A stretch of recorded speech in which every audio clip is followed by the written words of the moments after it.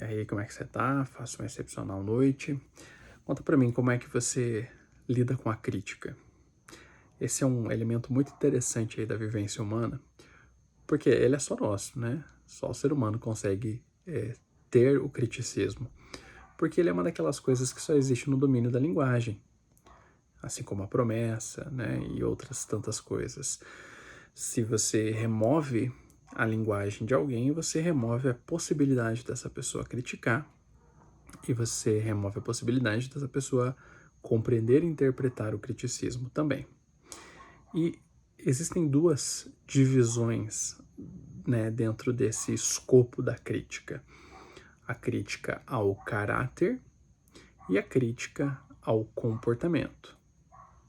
É muito irônico que nós tendemos a criticar com mais confiança, né, com mais certeza, o caráter daqueles que a gente não conhece tão bem assim. É muito irônico, mas é assim mesmo. Quando você não conhece bem alguém, é mais fácil você é, criticar e apontar, né, fazer avaliações sobre o caráter dessa pessoa, porque é um caminho mais simples, né? Você recorre ao estereótipo e a maneira que você se sente com relação àquilo. Já nas pessoas que são mais próximas, a gente evita muitas vezes que a nossa crítica, sem nem ter sido verbalizada ainda, mas aquilo que está dentro da gente, a gente evita que vá para o domínio do caráter. Por dois motivos.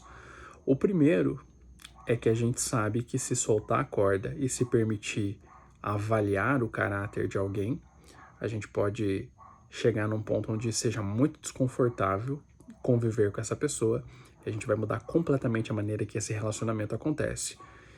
E o outro motivo é que a gente não quer ter aquele desconforto, né, na convivência do dia a dia, mas o outro motivo é que as pessoas que a gente convive, elas se tornam para nós mais complexas. Porque as pessoas que a gente convive, que a gente observa aí no dia a dia, a gente vai percebendo uma amplitude maior de comportamentos, né? Uma complexidade maior, porque o ser humano é complexo, mas quando você tem mais mostras disso no dia a dia, você percebe que não é tão fácil, né, e tão automático você supor quais sejam as motivações que alguém tem. Porque quando a gente está criticando o caráter de alguém, é isso, você está supondo que você conhece as motivações. E aí tem essa ironia da gente ter mais certeza sobre o caráter daqueles que a gente menos conhece. E aqueles que demonstram para nós que são complexos, a gente tende a não querer mexer muito nisso, né?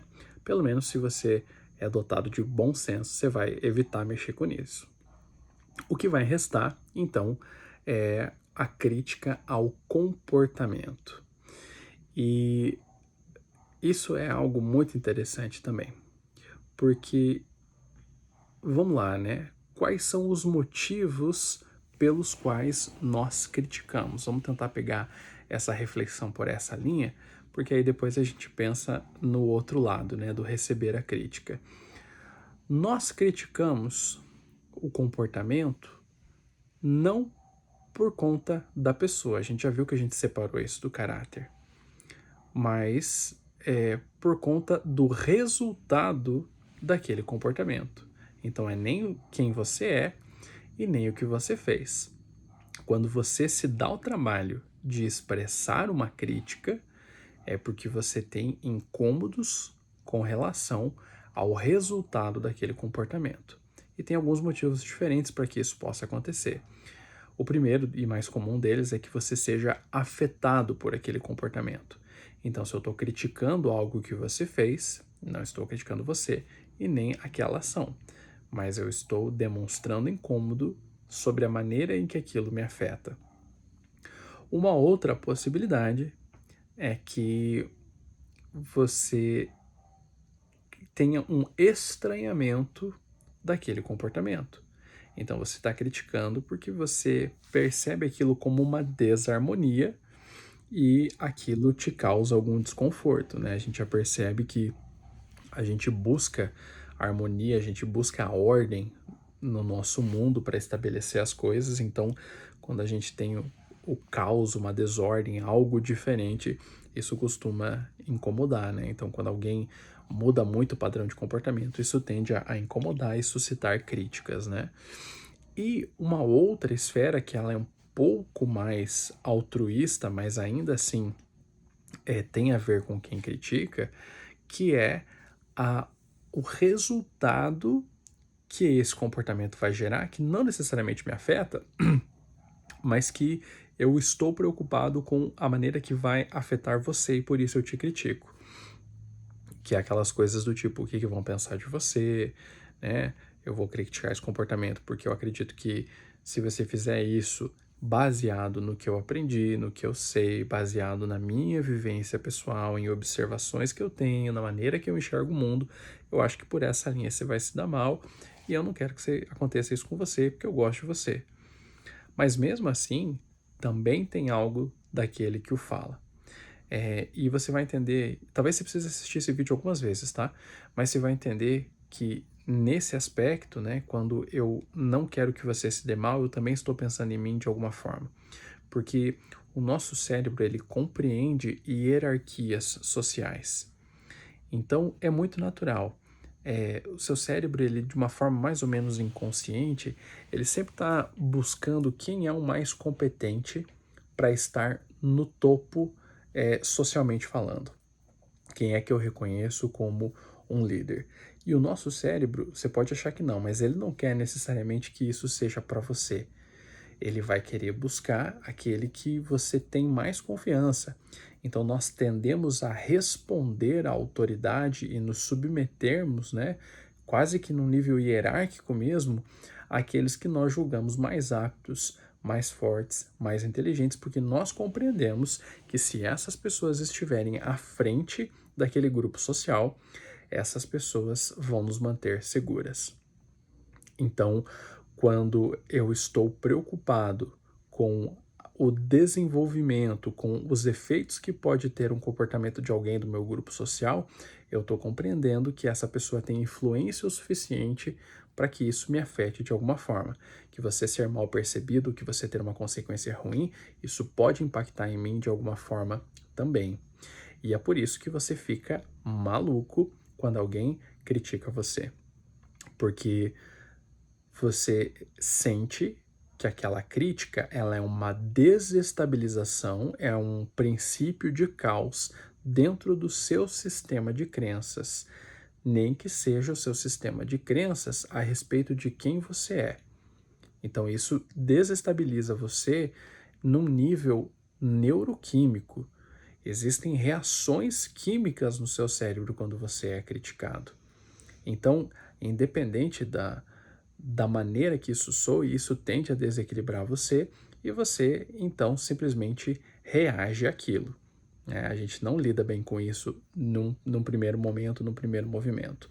Mas esse conhecimento é para que você compreenda esse funcionamento e entenda o seguinte: quando você recebe uma crítica, você não vai gostar.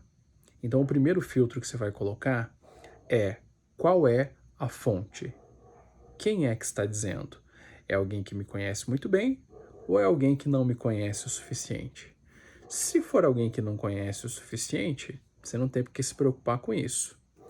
Então, imediatamente você já pode descartar e não deve ficar gastando energia com isso, porque você vai estar sendo imaturo e se desperdiçando, talvez causando todo um desequilíbrio emocional que vai te prejudicar em outras áreas. Por nada, né? Porque a pessoa, afinal de contas, não sabe o suficiente por você. Essa opinião não deveria importar para você, porque não é alguém que te afeta. Porque vai por mim, as pessoas que te conhecem bem, elas são as que estão impactando a sua vida. Se a pessoa não tem esse nível de consciência a respeito de quem você é, ela não está tão próxima assim, então ela não tem efeito sobre você para te deixar tão desestabilizado emocionalmente.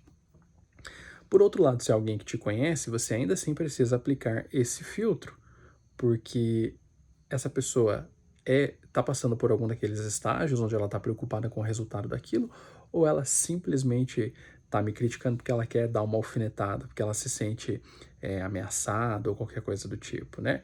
Se é esse o caso, a pessoa está te alfinetando e te criticando porque ela sente algum nível de ciúme, de inveja ou qualquer outra coisa, é uma pessoa infantil que você tem que desconectar do seu convívio que não vai te fazer falta. Mas se é alguém que é importante, cuja opinião você valoriza, então é hora de você começar a reparar. Se essa pessoa se sente impactada por esse comportamento, o que é que eu preciso prestar atenção a respeito disso? Talvez essa pessoa não tenha todos os fatos, talvez essa pessoa esteja falando realmente de um ponto de vista que ela acredita ser verdadeiro por conta daquilo que ela viveu e eu preciso esclarecer isso para ela, mas de toda forma ela está tendo uma percepção de que esse comportamento a afeta. Então cabe a você refletir se de fato não afeta. Talvez essa pessoa só não tenha todas as informações. Talvez essa pessoa só precise que você se comunique melhor. Porque se ela é afetada por um comportamento seu, então você tem esse dever de deixar isso esclarecido. Se ela está fazendo uma projeção em você, ela está te criticando porque ela não necessariamente é afetada, mas ela acredita, baseado nas suas vivências, que isso vai gerar um resultado negativo, então é importante que você esclareça isso, mas é importante também que você se aprofunde e descubra se realmente é isso que está acontecendo, entenda qual que é o grau de preocupação por trás daquela crítica, para você ver se talvez isso não é um pequeno alerta aí no seu GPS de que você precisa de fato alterar de rota, né? E se é aquele último cenário onde a pessoa está preocupada com o todo do social, aí é válido você refletir também se esse incômodo é simplesmente porque eu estou movimentando coisas e talvez o meu avanço, as minhas vitórias causem um desconforto em quem está parado, ou se de fato é, eu estou rompendo com esse grupo. Algumas vezes vai ser algo consciente, é uma decisão sua de realmente romper, passar para um próximo nível, mas talvez, se é a sua família, por exemplo, as pessoas que você está cuidando, que você está conectado, talvez você esteja perigosamente pisando fora da linha. E aí você precisa ajustar a sua postura. Então, baseado nisso, você vai perceber que o criticismo ele sempre vai te causar algum tipo de desconforto, mas você deve colocar esse filtro porque em muitos casos simplesmente aquele criticismo ele não é baseado em informações o suficiente para que ele seja útil a você. E aí você fica todo transtornado e fica fazendo todo um barulho e gastando energia com isso, e isso vai te roubar energia para coisas que são mais importantes. Mas se não é esse o caso, se passou na prova do filtro, aí você vai analisar esses aspectos, porque quando você compreende todas essas coisas, você compreende que você é alguém que exerce influência no seu meio. E aí você usa esse conhecimento para que você se torne mais sábio, para que você analise se de fato aquela crítica não é realmente um norteador para que você adeque a sua direção ou o ritmo que você está avançando. Essas coisas têm o poder e elas vão te deixar mais sábio, porque você deixa de estar fechado para as coisas, você filtra aquilo que ia roubar a sua energia e você se direciona para os seus alvos de uma forma mais assertiva, mais intensa, e em cada uma dessas situações você vai ter oportunidades para crescer, para adquirir mais repertório, se tornar mais sábio e, consequentemente, mais relevante. Porque tem gente que vai ter, lá na metade da vida, uma crise terrível e vai colapsar, porque viveu uma vida morna, sem muitas preocupações, mas também sem muitas dores, e isso é uma tristeza existencial muito grande. Nem todo mundo precisa ser famoso, reconhecido, e nem todo mundo precisa mudar a história da humanidade, mas é uma obrigação moral nossa ser significativo na nossa existência, impactar aqueles que estão ao nosso redor, porque nós temos um imperativo moral de ser significativos e ser grandiosos. E a grandeza, ela não tem a ver com a fama, a grandeza tem a ver com a excelência. E ser excelente impacta o seu meio, impacta as próximas gerações. Você não precisa ser conhecido no mundo todo, mas você tem que ter deixado um legado para que essas sementes que você semeou em vida, elas passem a germinar e prosperar nas próximas gerações. Se você não faz isso, em algum momento você vai se deparar com as dores da existência e talvez esse baque seja forte demais para você lidar. Então seja relevante e não morra cheio, né? Tudo que você aprender, transborde, para que você não leve nada com você, tá bom? Mas que você seja sempre relevante e transbordante. E todas as circunstâncias, mesmo aquelas que te cutucam, todas, mesmo aquelas que te incomodam, você usa para o seu crescimento. Tamo junto até depois do fim.